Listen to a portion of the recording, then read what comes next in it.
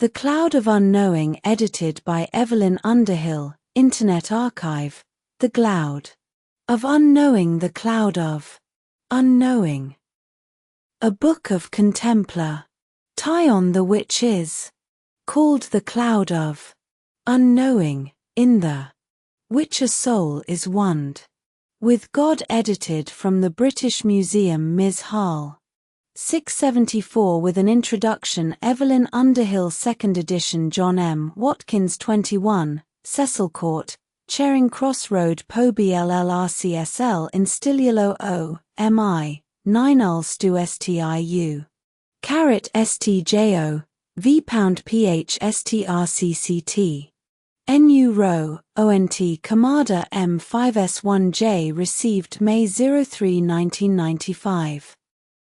Little family of mystical treatises, which is known to students as ****. The Cloud of Unknowing group deserves more attention than it has hitherto received from English lovers of mysticism, for it represents the first expression in our own tongue of that great mystic tradition of the Christian Neo-Platonists, which gathered up, remade, and salted with Christ's salt all that was best in the spiritual wisdom of the ancient world.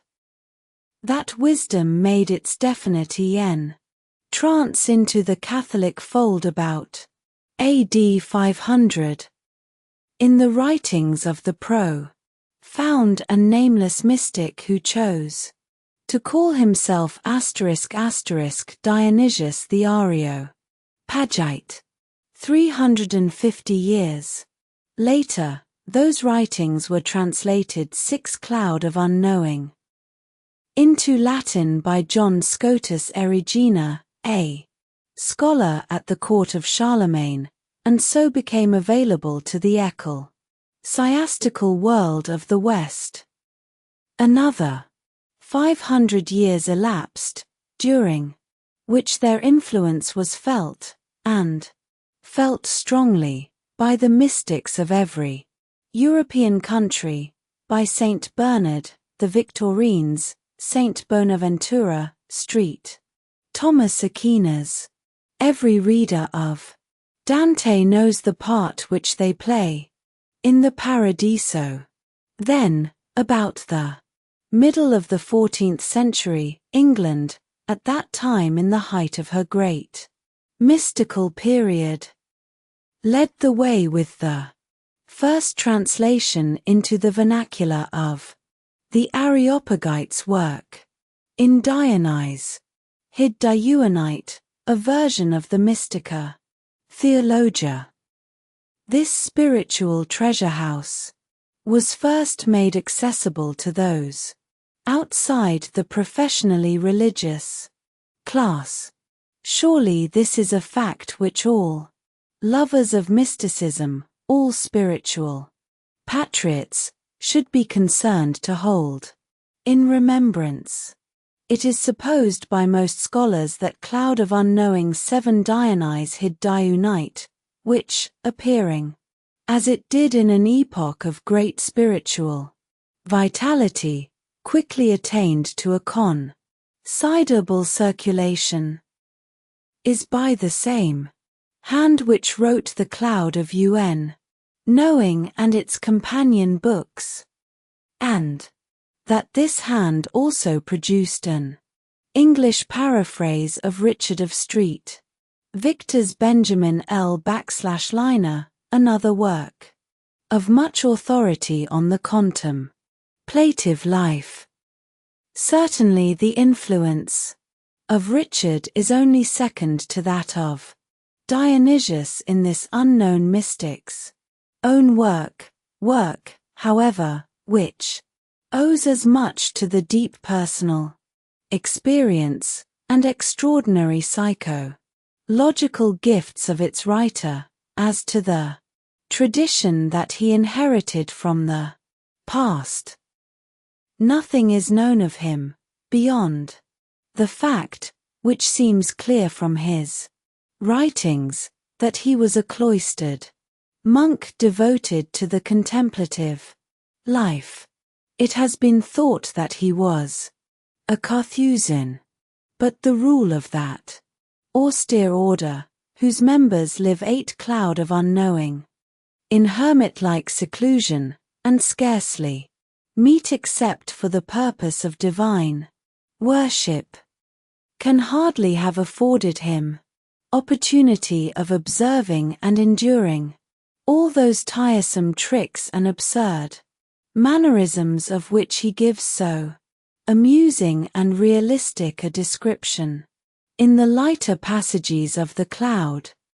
These passages betray the half-humor, OU's exasperation of the temperamental, recluse, nervous, fastidious, and hyper-sensitive, loving silence and peace, but compelled to a daily and hourly companionship with persons of a less contemplative type, some finding in extravagant and meaningless gestures an outlet for suppressed vitality, others overflowing with a terrible cheerfulness like giggling girls and nice, japing jugglers, others so lacking in repose that they can neither sit still, stand still, nor lie still, unless they be either wagging with their feet or else somewhat doing with their hands, though he cannot go to the length of condemning these habits as mortal cloud of unknowing 9 sins. The author of the Cloud leaves us in no doubt as to the irritation with which they inspired him, or the distrust with which he regards the spiritual claims of those who fidget. The attempt to identify this OU's writer with Walter Hilton, the author of The Scale of Perfection, has completely failed, though Hilton's work, especially the exquisite fragment called The Song of Angels, certainly betrays his influence. The works attributed to him, if we exclude the translations from Dionysius and Richard of St. Victor, are only 5 in number. They are, first, The Cloud of Unknowing, the longest and most complete exposition of its author's peculiar doctrine, and, depending from it, 4 short tracts or letters, the Epistle of Prayer, the Epistle of Discretion in the Stirrings of the Soul, the Epistle of Priui Counsel, and the Treatise of Discerning of Spirits. Some critics have even disputed the claim of the writer of the Cloud to the 10 cloud of unknowing authorship of these little works, regarding them as the production of a group or school of contemplatives devoted to the study and practice of the Dionysian mystical theology. But the unity of thought and style found in them makes this hypothesis at least improbable. Everything points rather to their being the work of an original, mystical genius, of strongly marked character and great literary ability, who, whilst he took the framework of his philosophy from Dionysius the Areopagite, and of his psychology from Richard of St. Victor, yet is in no sense a mere imitator of these masters, but introduced a genuinely new element into medieval religious literature. What, then, were his special characteristics? Whence came the fresh color which he gave to the old Platonic theory of mystical experience? First, I think, from the combination of high spiritual gifts with a vivid sense of humor, keen powers of observation, a robust common sense, cloud of unknowing too. A balance of qualities not indeed rare amongst the mystics, but here presented to us in an extreme form. In his eager gazing on divinity, this contemplative never loses touch with humanity, never forgets the sovereign purpose of his writings, which is not a declaration of the spiritual favors he has received, but a helping of his fellow men to share them. Next, he has a great simplicity of outlook, which enables him to present the result of his highest experiences and intuitions in the most direct and homely language. So actual, and so much a part of his normal existence, are his apprehensions of spiritual reality, that he can give them to us in the plain words of daily life, and thus he is one of the most realistic of mystical writers. He abounds in vivid little phrases, call sin a lump, short prayer pierceth heaven, no. Where bodily, is everywhere ghostly : who that will not go the straight way to heaven, shall go the soft way to 12 cloud of unknowing hell. His range of experience is a wide one. He does not disdain to take a hint from the wizards and necromancers on the right way to treat the devil. He draws his illustrations of divine mercy from the homeliest incidents of friendship and parental love. A skilled theologian, quoting St. Augustine and Thomas Aquinas, and using with ease the language of scholasticism, he is able, on the other hand, to express the deepest speculations of mystical philosophy without resorting to academic terminology, as for instance where he describes the spiritual heaven as a state rather than a place. For heaven ghostly is as nigh down as up, and up as down, behind as before as behind, on one side as other, insomuch that whoso had a true desire for to be at heaven, then that same time he were in heaven, ghostly. For the high and the next way thither is run by desires, and not by paces of feet.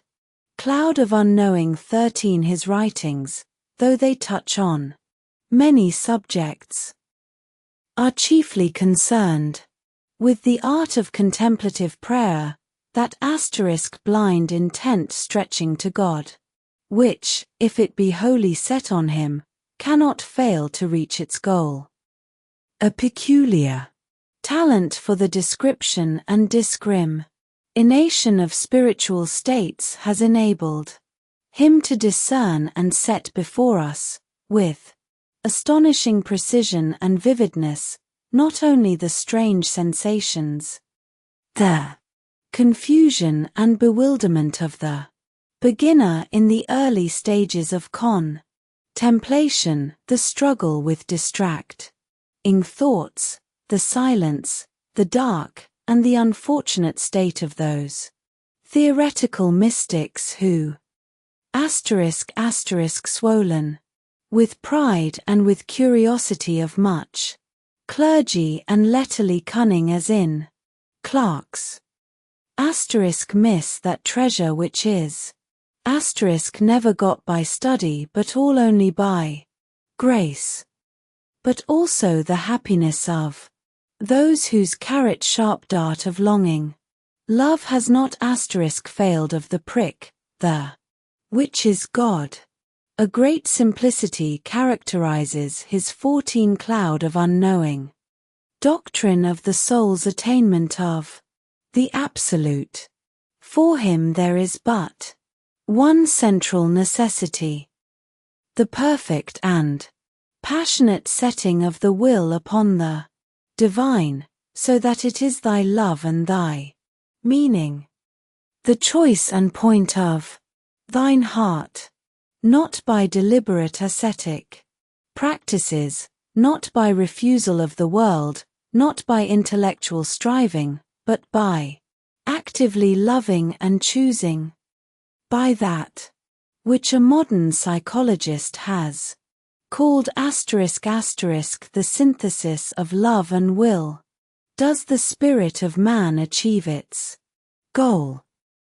For silence is not God, he says in the Epistle of Discretion, nor speaking is not God, fasting is not God, nor eating is not God, lonely ness is not God, nor company is not God, nor yet any of all the other two such contraries. He is hid between them, and may not be found by any work of thy soul, but all only by love of thine heart. He may not be known by reason, he may not be gotten by thought, nor concluded by understanding, but he may be loved and cloud of unknowing 15 chosen with the true lovely will of thine heart. Such a blind shot with the sharp dart of longing love may never fail of the prick, the which is God, to him who has so loved and chosen. And * in a true will and by an whole intent does purpose him to be a perfect follower of Christ, not only in active living, but in the sovereignest point of contemplative living, there, which is possible by grace for to be come to in this present life. These writ-ings are addressed.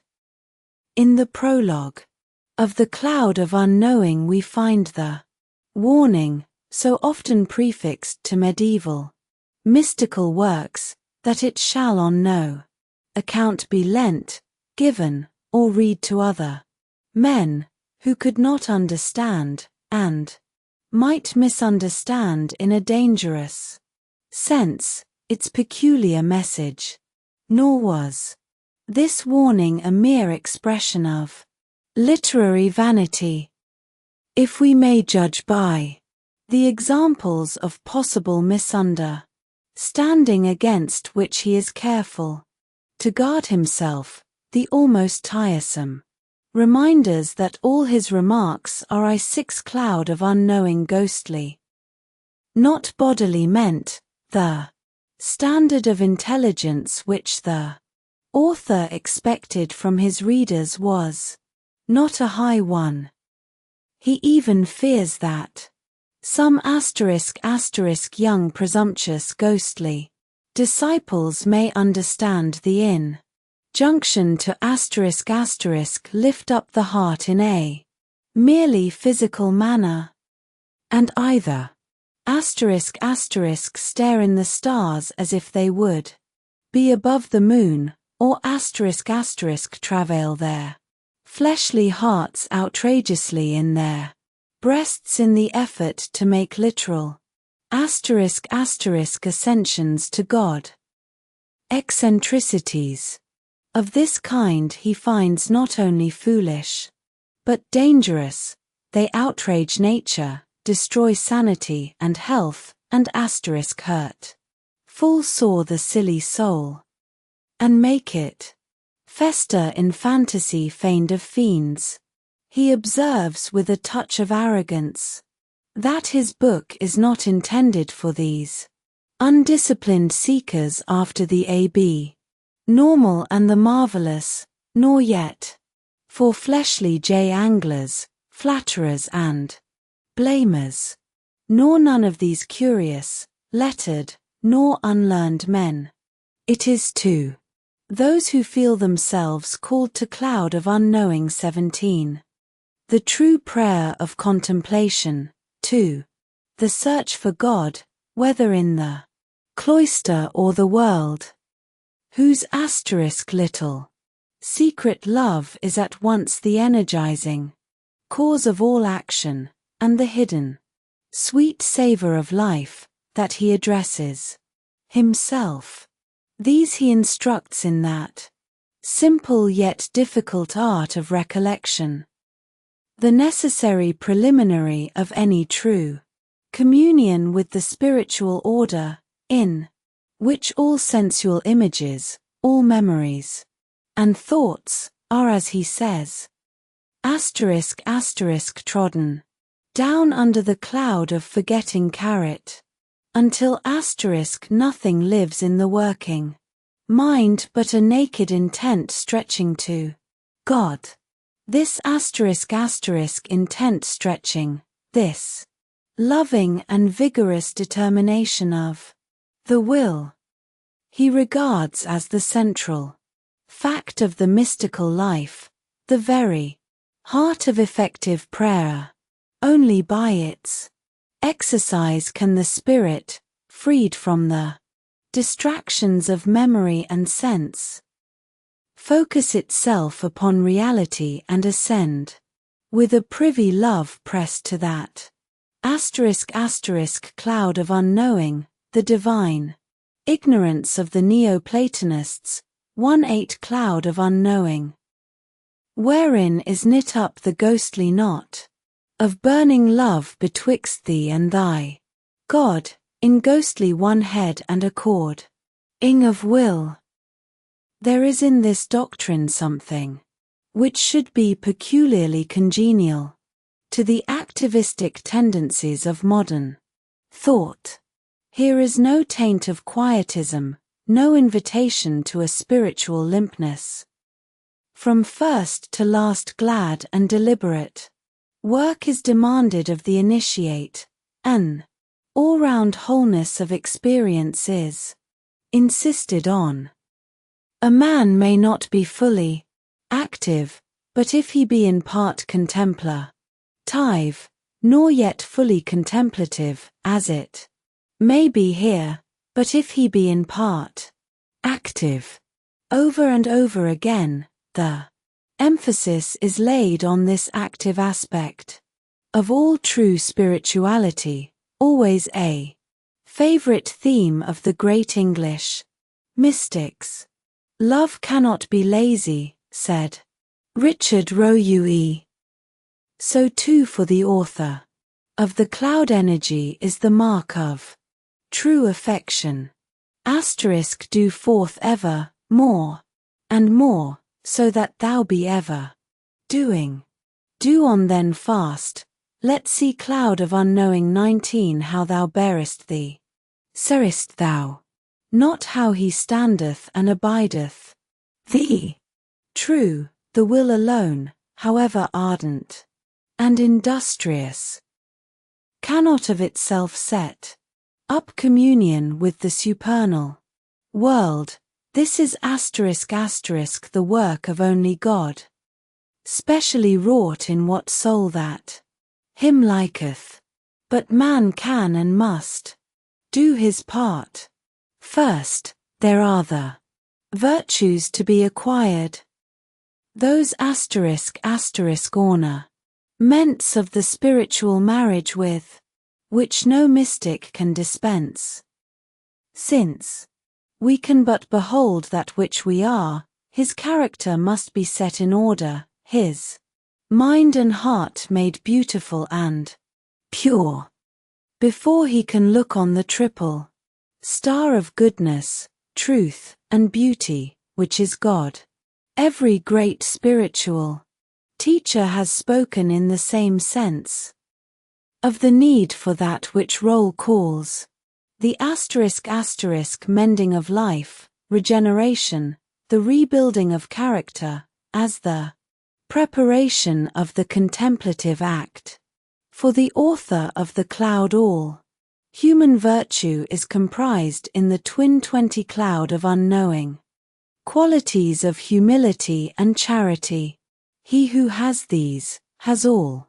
Humility, In accordance with the doctrine of Richard of St. Victor, he identifies with self-knowledge, the terrible vision of the soul as it is, which induces first self-abasement and then self-purification, the beginning of all spiritual growth, and the necessary antecedent of all knowledge of God.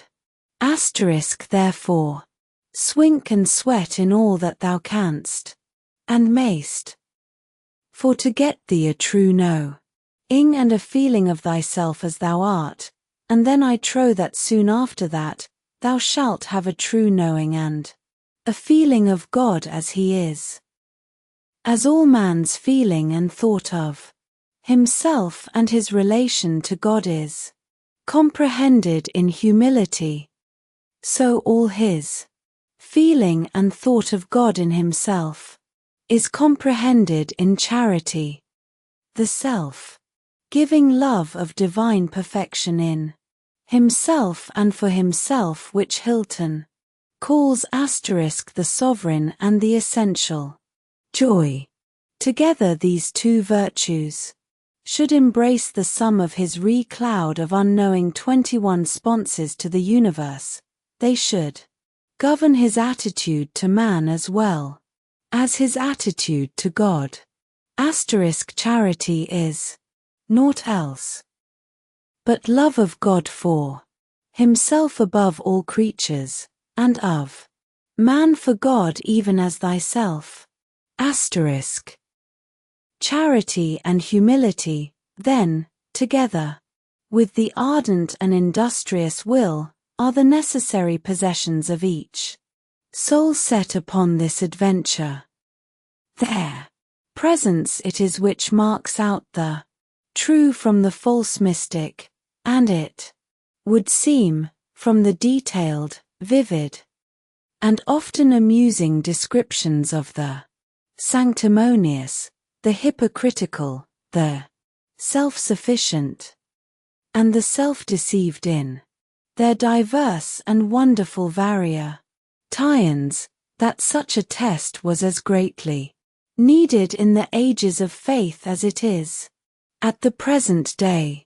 Sham spirituality flourished in the medieval cloister and offered a constant opportunity of error to those young enthusiasts who were not yet aware that the true freedom of eternity cometh not with observation. Affectations of sanctity, 22 Cloud of Unknowing. Pretense to rare mystical experiences were a favorite means of advertisement. Psychic phenomena, too, seem to have been common: ecstasies, visions, voices, the scent of strange perfumes, the hearing of sweet sounds. For these supposed indications of divine favor, the author of the Cloud has no more respect than the modern psychologist, and here, of course, he is in agreement with all the greatest writers on mysticism, who are unanimous in their dislike and distrust of all visionary and auditive experience.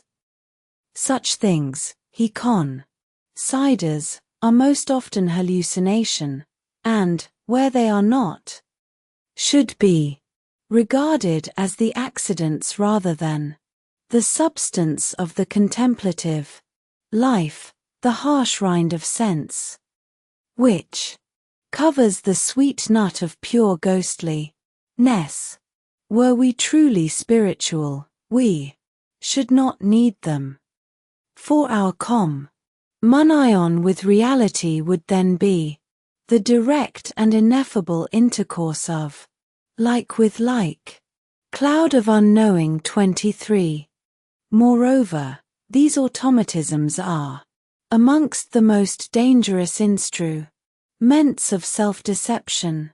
Ofttimes, he says of those who deliberately seek for revelations, ***, the devil feigneth quaint sounds in their ears, quaint lights and shining in their eyes, and wonderful smells in their noses. And all is but falsehood, hence it often happens to those who give themselves up to such experiences, that fast after such a false feeling cometh a false knowing in the fiend's school. For I tell thee truly, that the devileth his contemplatives, as Godeth his real spiritual illumination, he thinks, seldom comes by way of these sensual automatisms into the body, by the windows of our wits. It springs up within the soul in abundance dance of ghostly gladness.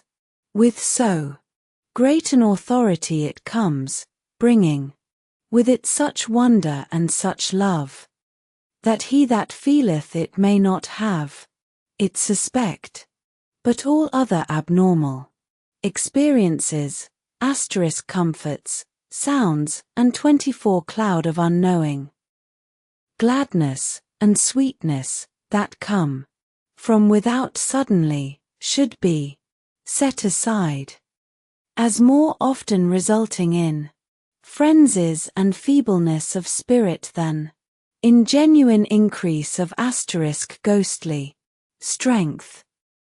This healthy and manly view of the mystical life, as a growth towards God, a right employment of the will, rather than a short cut to hidden knowledge or supersensual experience, is one of the strongest characteristics of the writer of the cloud, and constitutes perhaps his greatest claim on our respect. Mean only God, he says again and again, press upon him with longing love. A good will is the substance of all perfection. To those who have this good will, he offers his teaching, pointing out the dangers in their way, the errors of mood and of conduct into which they may fall. They are to set about this spiritual work not only with energy, but with courtesy, not snatching as it were a greedy greyhound at spiritual cloud of unknowing 25 satisfactions, but gently and joyously pressing towards him whom Julian of Norwich called our most courteous Lord. A glad spirit of dalliance is more becoming to them than the grim determination of the fanatic. Shall I, a gnat which dances in thy ray, dare to be reverent? Further, he communicates to them certain ghostly devices by which they may overcome the inevitable difficulties encountered by beginners in contemplation, the distracting thoughts and memories which torment the self that is struggling to focus all its attention upon the spiritual sphere. The stern repression of such thoughts, however spiritual, he knows to be essential to success. Even sin, once it is repented of, must be forgotten in order that perfect goodness may be known. The little word God, and the little word love, are the only ideas which may dwell in the contemplative's mind. Anything else splits his attention, and soon proceeds by 24 cloud of unknowing gladness and sweetness, that come from without suddenly, should be set aside, as more often resulting in frenzies and feebleness of spirit than in genuine increase of ghostly strength.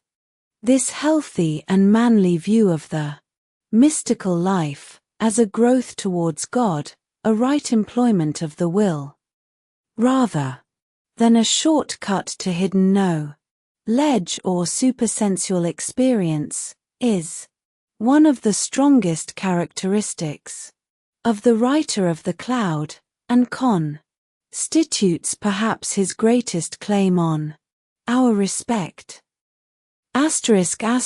Mean only God, he says again and again, press upon him with longing love. A good will is the substance of all perfection. To those who have this good will, he offers his teaching, pointing out the dangers in their way, the errors of mood and of conduct into which they may fall. They are to set about this spiritual work not only with energy, but with courtesy, not snatching as it were a greedy greyhound at spiritual cloud of unknowing 25 satisfactions, but gently and joyously pressing towards him whom Julian of Norwich called our most courteous Lord. A glad spirit of dalliance is more becoming to them than the grim determination of the fanatic. Shall I, a gnat which dances in thy ray, dare to be reverent? Further, he communicates to them certain ghostly devices by which they may overcome the inevitable difficulties encountered by beginners in contemplation, the distracting thoughts and memories which torment the self that is struggling to focus all its attention upon the spiritual sphere. The stern repression of such thoughts, however spiritual, he knows to be essential to success. Even sin, once it is repented of, must be forgotten in order that perfect goodness may be known. The little word God, and the little word love, are the only ideas which may dwell in the contemplative's mind.